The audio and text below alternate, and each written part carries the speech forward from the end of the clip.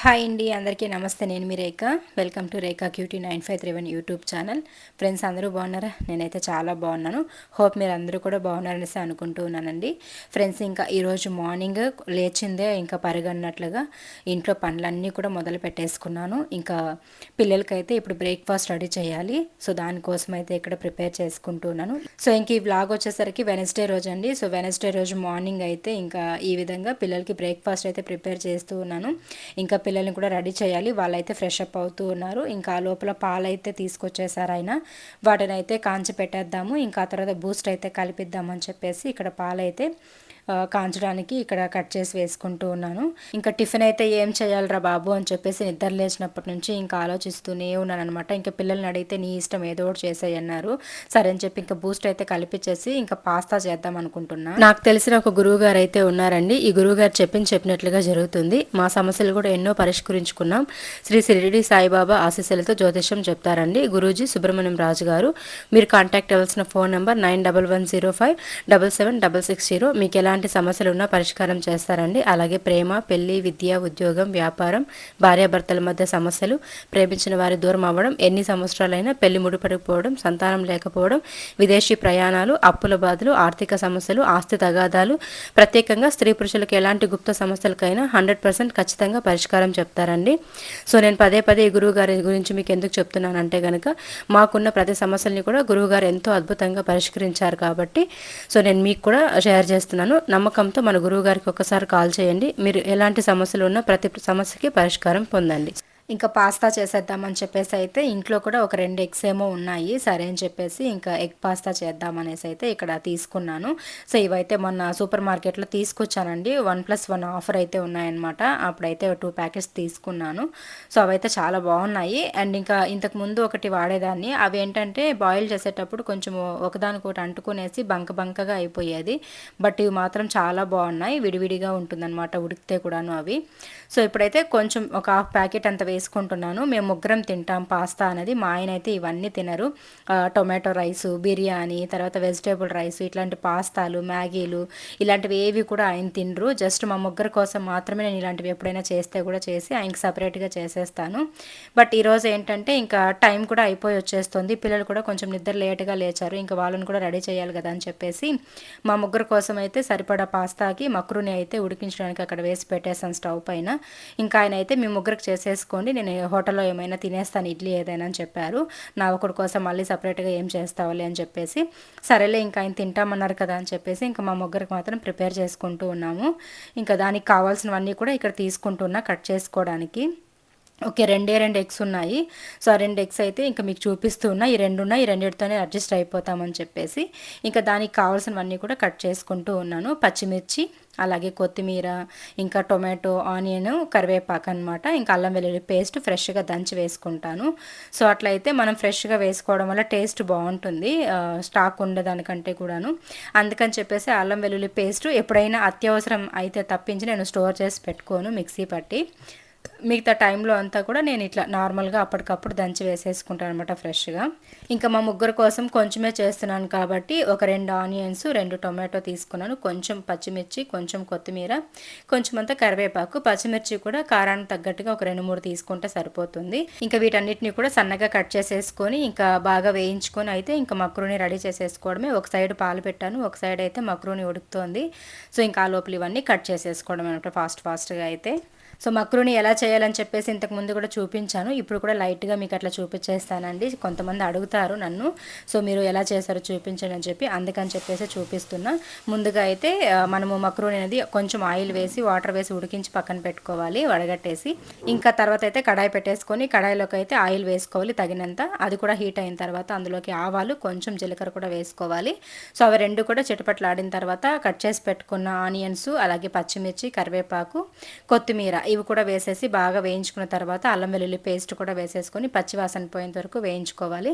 ఆ తర్వాత కట్ చేసి పెట్టుకున్న టొమాటో ముక్కలు కూడా వేసేసుకొని ఈ విధంగా అయితే కలుపుకోవాలి. ఒక చిటికెడంత పసుపు కూడా వేసుకొని అయితే, పసుపు అనేది మనము టొమాటోలోకి వేసామంటే టొమాటో తొందరగా మగ్గిపోతుంది. అందుకని చెప్పేసి ఒక చిటికెడ పసుపు ఎప్పుడు కూడా మనం కూరల్లోకి వేసుకుంటే మంచిది.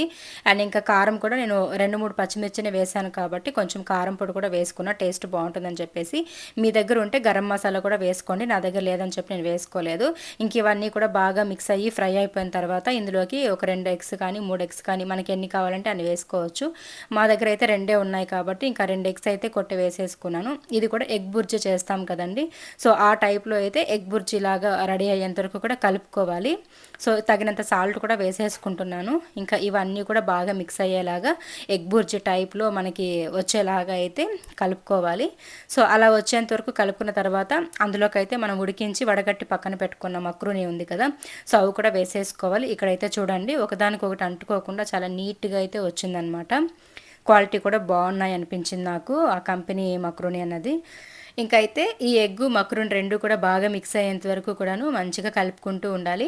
ఒక 5 నిమిషాల పాటు అడుగు మాడకుండా కనుక ఇట్లా కలుపుకుంటూ ఉన్నామంటే మనకి రెండు మిక్స్ అయిపోతుంది. ఆ తర్వాత కారం ఉప్పు చూసుకొని ఒకవేళ తక్కువైతే కొంచెం లైట్గా చల్లేసుకొని కలుపుకున్నామంటే సరిపోతుందండి. సో ఇంకైతే ఎగ్ పాస్తా అయితే రెడీ అయిపోయింది. ఇంకా మా పిల్లలకి చాలా ఇష్టం అనమాట ఇదైతేను.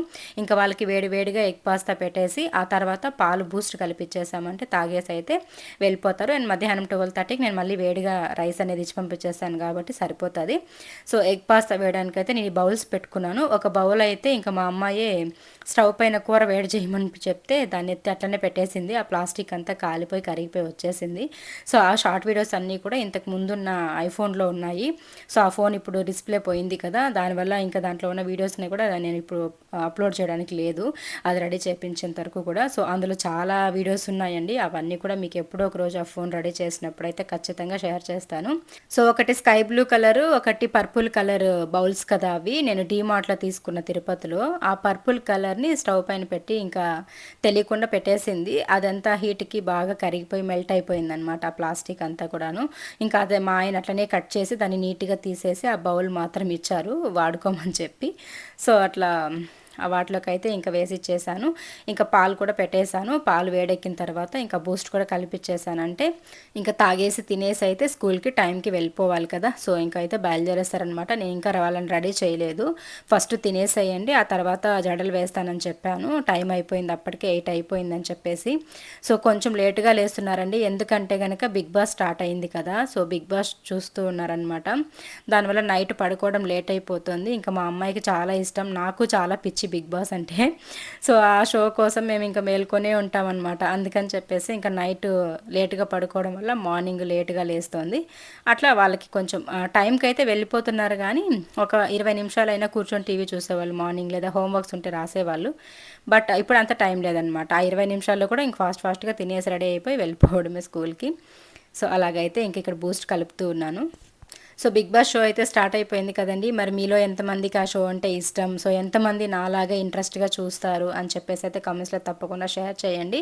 సో నేనైతే నైటే చూసేస్తాను, లేదనుకుంటే మార్నింగ్ నిద్ర లేచినప్పుడైనా ఎలాగైనా సరే ఖచ్చితంగా నేను చూసేయాలన్నమాట. నాకు అంత పిచ్చి అనమాట బిగ్ బాస్ షో అంటే. సో అట్లా నాలాగే మా పెద్దమ్మాయి కూడా, చిన్నమ్మాయి అలాంటివి ఏవి లైక్ చేయదు, కానీ తనకి ఎంతసేపు డ్యాన్స్, ఇంకా తన పనేమో తను అన్నట్లు ఉంటుంది. సో అట్లా ఇంకా వాళ్ళకైతే అక్కడ పెట్టేశాను తినడానికి. ఇంకా ఆ లోపు ఇక్కడ చున్నీ వేద్దామని చెప్పేసి వచ్చాను. ఇంకొకటి నేను మీకు చెప్పాలనుకుంటున్నా, ఇది స్టిచ్చింగ్ చేపించేసి ఈ ఓనీని మీరు అలాగే పెట్టేసేయండి, వేయండి అంటున్నారు. బట్ ఇలా స్టిచ్చింగ్ చేపించేసామంటే దాన్ని వాష్ చేయాలంటే కష్టం కదా, లోపలంతా మరకలు అలానే ఉంటుంది కదా అని ఒక డౌట్ వచ్చేసింది నాకు. మీరేమంటారో నాకు కమెంట్స్లో షేర్ చేయండి. నాకు ఇదే ఈజీ అనిపిస్తుంది, ఇట్లా వేసేద్దాంలే ఏమైపోతుందో, ఒక 5 నిమిషాల టైమే కదా అని చెప్పేసి.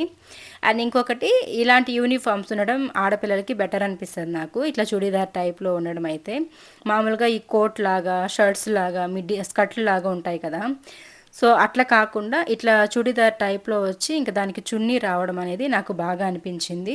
ఇంకపోతే వీళ్ళకి వెనస్డే వైట్ యూనిఫామ్ ఉంటుంది, మిగతా మండే నుంచి సాటర్డే వరకు కూడా నార్మల్ గ్రీన్ యూనిఫామే ఉంటుంది. ఒక్కరోజు కూడా కలర్ డ్రెస్ ఉండదన్నమాట వీళ్ళకి. సో వీళ్ళు కూడా అంటూ ఉంటారు మా పిల్లలు, ఒక్కరోజైనా కలర్ డ్రెస్ ఉంటే బాగున్ను, కొత్త డ్రెస్సులు అన్నీ వేసుకొని పోవచ్చు అని చెప్పేసి. కాకపోతే వీళ్ళకి లేదనమాట, ఓన్లీ వైట్ యూనిఫామ్ ఒకరోజు, మిగతా డేస్లో అంతా గ్రీన్ యూనిఫామే ఉంటుంది. అండ్ నెక్స్ట్ ఇంకా నారాయణ స్కూల్ ఇవన్నీ కూడా ఉన్నాయి కదా, వాటిలో వెనస్డే వైట్ యూనిఫామ్ ఉంటుంది, సాటర్డే రోజు కలర్ డ్రెస్ ఉంటుంది. బట్ మా పిల్లలకి అలా కాదనమాట.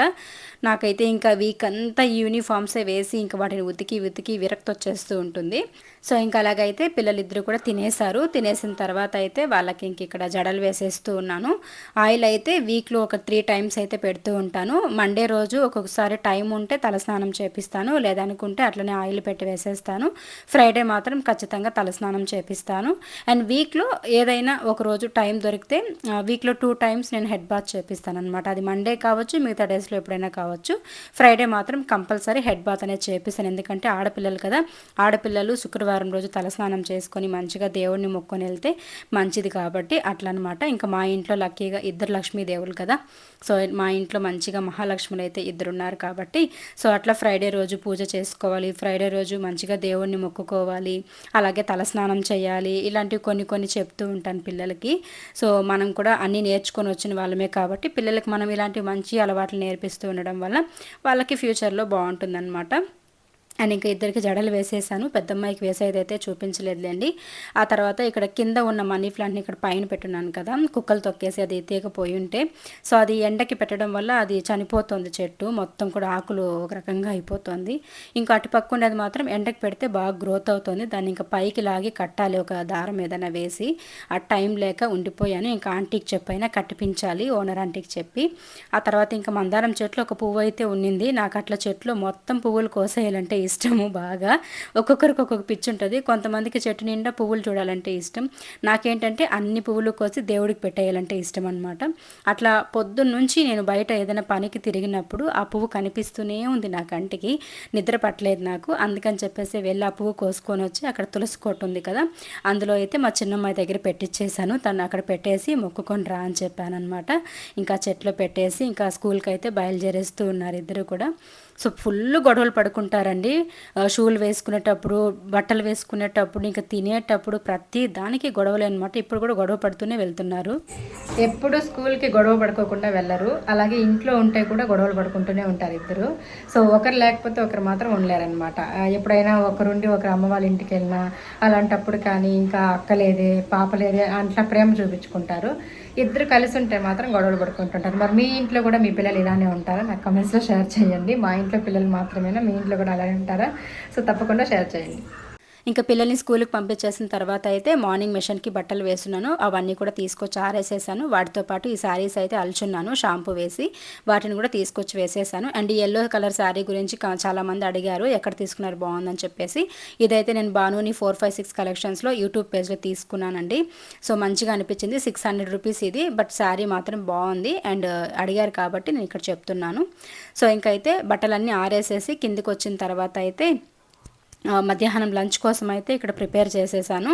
సో లంచ్ చేసేదైతే చూపించలేదులేండి, అప్పటికే టైం అయిపోయి వచ్చేసింది ఇంట్లో పనులన్నీ అయ్యేసరికి అని చెప్పేసి చూపించలేదు. ఇక్కడ గుడ్డు కొట్టి వేసి కూర చేశాను అండ్ రైస్ పెట్టాను, ఇంకా రసం ఉంది, అవన్నీ ఉన్నాయని చెప్పేసి ఇక్కడ ఎగ్ కర్రీ అయితే చేసేసాను అనమాట.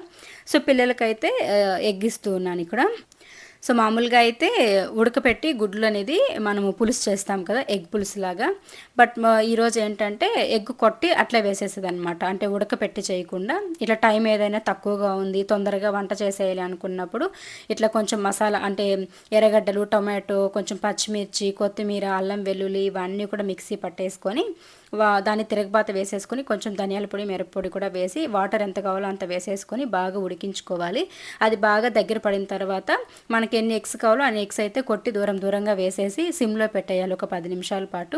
10 నిమిషాల తర్వాత కొంచెం అటు ఇటు కలబెట్టామనుకోండి, ఇవి కొంచెం చెదిరిపోకుండా బాగా ఉడికిపోతుంది. ఒక 10 నిమిషాల తర్వాత స్టవ్ ఆఫ్ వేసుకుంటే మనకి గుడ్డు కూర రెడీ అయిపోతుంది అనమాట. ఇక్కడ వచ్చేసరికి రైసు, ఎగ్ కర్రీ ఈ రెండు కూడా పెట్టేశాను. సో ఇంకా ఇవైతే తీసుకెళ్ళి పిల్లలకి ఇచ్చేసేయాలి. ఇదనమాట ఈరోజు మా లంచ్ అయితే సింపుల్గా చేసేసాను. అందరికీ హాయ్ అండి. సో ఇంకా లంచ్ కూడా ప్రిపేర్ చేసేసాను. ఆయన అయితే ఈరోజు బిజీగా ఉన్నారంట ఆఫీస్లో, సో నన్నే తీసుకెళ్ళమంటున్నారు. ఇంకా నేనైతే లంచ్ బ్యాగ్ అంతా కూడా ప్రిపేర్ చేసి పెట్టేసి కాల్ చేశాను అనమాట ఆయనకి. సో నాకు టైం లేదు, నువ్వే వెళ్ళేసి వచ్చాయని చెప్పారు. సరే అని చెప్పి ఇంకా నేనైతే ఫ్రెష్ అప్ అయ్యి తీసుకెళ్ళి అయితే ఇచ్చేసి రావాలి. సో ఇదండి ఈరోజు సింపుల్ వ్లాగ్ అయితే. హోప్ మీకు ఈ వ్లాగ్ నచ్చిందని అనుకుంటూ ఉన్నాను. నచ్చితే మాత్రం తప్పకుండా లైక్ చేయండి, షేర్ చేయండి, కామెంట్ చేయండి. అండ్ ఫస్ట్ టైం ఎవరైనా మన ఛానల్ని చూస్తున్నట్లయితే ప్లీజ్ సబ్స్క్రైబ్ చేసుకొని అయితే చూడడం అయితే స్టార్ట్ చేయండి. So thank you friends. రేపటి వ్లాగ్తో మళ్ళీ మీ ముందుకు వచ్చేస్తాను. అంతవరకు బాయ్, టేక్ కేర్.